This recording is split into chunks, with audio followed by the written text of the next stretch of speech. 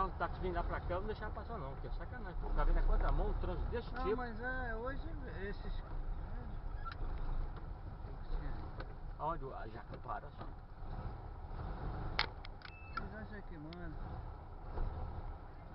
Aí vai ter que dar ré.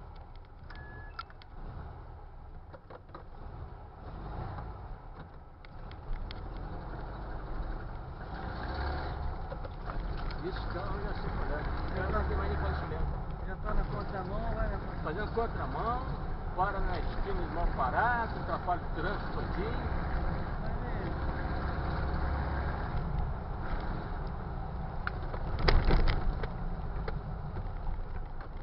Caramba, só... Ih, vamos criar um...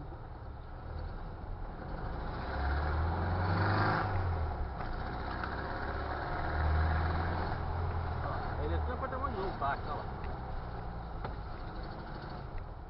Viu lá? Táxi em Caxias faz o que quer. Desceu, não, tá bom.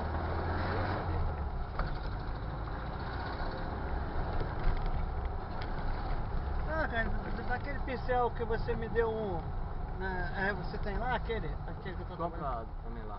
Compra um? Compra os dois lá. Não, por causa do alumínio. O preto eu vou usar. Não, esquece. Compra dois lá. Se quiser comprar até 3 lá, não tem problema não. Não, vou comprar Não, só compra 3. porque aquele tá de preto, eu vou ficar no preto. Esquenta, Aí o dia que eu for mas trabalhar no compra 3. alumínio... Não tem problema, que aí fica lá guardado. Compra os 3 lá. Eu comprar as tintas primeiro.